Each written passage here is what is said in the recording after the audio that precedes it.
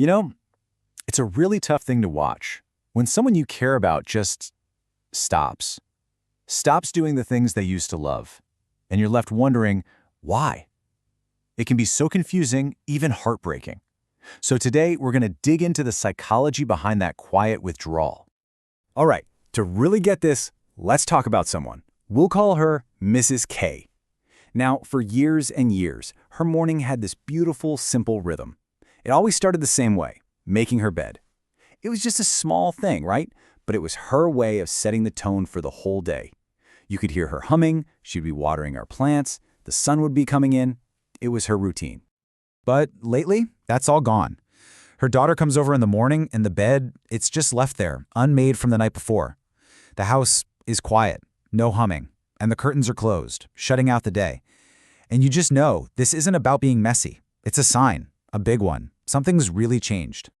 So her daughter, she tries. She asks about it, maybe suggests going for a walk, and Mrs. K's answer, it's always the same. Just 4 little words that are so incredibly heavy. What's the point? And that question, that's everything. That's the key right there. This goes way beyond just not feeling motivated. It's a whole shift in how she sees the world. So this is what we mean by a quiet withdrawal. It's so easy to look at this from the outside and just think, oh, she's being lazy or she's just in a bad mood. But what if it's not a choice? What if this giving up is actually a signal, a symptom of something much deeper happening? And when you start connecting the dots, a really clear picture emerges. These aren't just random little things. The humming is gone. The plants are wilting. The curtains are always closed. Each one on its own might not seem like a big deal, but you put them all together, they're telling a powerful story about disconnection. There's actually a name for this pattern. It's this psychological trap, really. And it can catch anyone, but it's especially common as we get older and things just get harder. We're talking about the why bother cycle. And just being able to name it, that's the first crucial step to actually breaking free from it. Okay, so what's at the heart of this cycle? It's a powerful concept called learned helplessness. And the key word there is learned. This isn't something you're born with. It's something your brain is taught.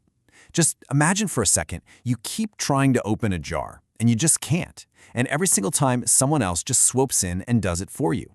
After a while, your brain starts to build a new pathway. It learns a really simple but devastating lesson. My effort doesn't change anything. And once you believe that, well, why bother? So where does this even begin? Well, it's usually in these small, everyday moments. Think about it. A task that used to be easy, like buttoning a shirt, suddenly becomes a real struggle. And a well-meaning loved one trying to help says, oh, here, I'll get it, instead of, hey, let's try it together. Or maybe someone tries to pour their own water and spills a little, and all the focus is on the mess, not on the amazing effort they just made. See? These little interactions, they stack up. And pretty soon, not trying at all starts to feel a whole lot safer than trying and failing. And once those triggers are in place, you start to see these really specific signs. It's almost like a checklist. You'll hear things like, oh, you just do it, or don't let me, I'll mess it up. You might see them suddenly stop doing hobbies they used to love. On the surface, yeah, it looks like giving up, but it's not. It's communication. They're telling you something really important. Let's be really clear about this. This behavior isn't about being difficult or defiant. It's a message. It's the brain sending out a memo that says, hey, based on all the evidence I've gathered recently, my actions just don't matter. And you know what? From the brain's perspective, it's a totally logical conclusion. A painful one, for sure, but logical based on what it's experienced. Okay, but here's the good news. This is the really hopeful part. If this is something that was learned, well, that means it can be unlearned. Something new can be taught in its place. We can actually actively work to reverse this cycle. So let's get into the practical stuff. How do we start rebuilding that confidence? All right, here we go. 5 concrete strategies you can use. Number 1, rebuild with small wins. And I mean small, like folding a single washcloth, something that's a guaranteed success. 2, focus on the effort, not the outcome. I'm so proud of you for trying is a million times better than pointing out a mistake.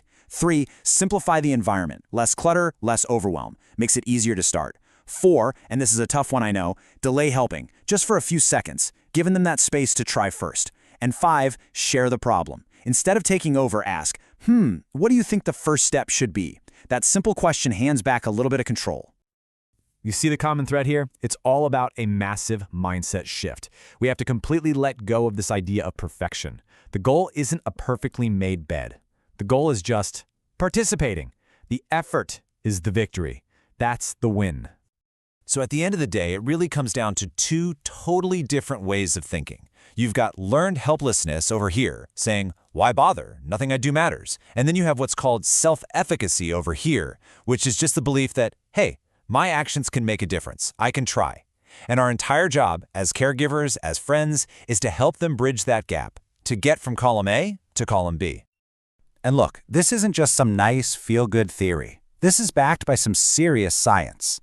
This whole idea that you can unlearn helplessness and actually learn hope, it comes from decades of solid research. So let's take a quick look at the proof. So let's jump to just a couple of years ago, 2022. A really important study came out that shed a ton of light on this. Okay, get this. Researchers publishing in the Journal of Aging and Health found a direct link, a super powerful one. They found that older adults who had that sense of self-efficacy, that belief that I can do things, were way more likely to stay independent, both physically and emotionally. Think about that. Their belief literally translated into their ability. And this all goes back to the work of this brilliant psychologist, Albert Bandura. He's the one who gave us this game-changing idea. He said, and I love this quote, "Ability is not a fixed property." Let that sink in for a second. Your ability to do something isn't some fixed, unchangeable thing. It's hugely influenced by whether you believe you can do it. So what's the big takeaway from all of this? It's that helplessness is not a life sentence. It is not permanent. It's a pattern that was learned, which means, and this is so important, it can be unlearned.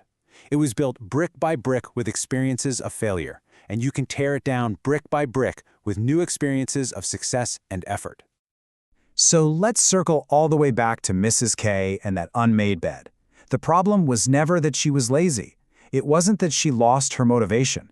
The problem was that, somewhere along the way, she lost her belief. She had learned that her actions didn't matter anymore, and that quiet withdrawal, that was just the symptom. And that's really the final thought I want to leave you with today. We tend to think of hope as this feeling, right? You either have it or you don't. But what if hope isn't a feeling at all? What if it's a behavior? A skill that you can actually learn and practice and get better at. It's not just true for caregiving. It's true for any part of our lives where we feel stuck. Because hope, it's built, one tiny, successful action at a time.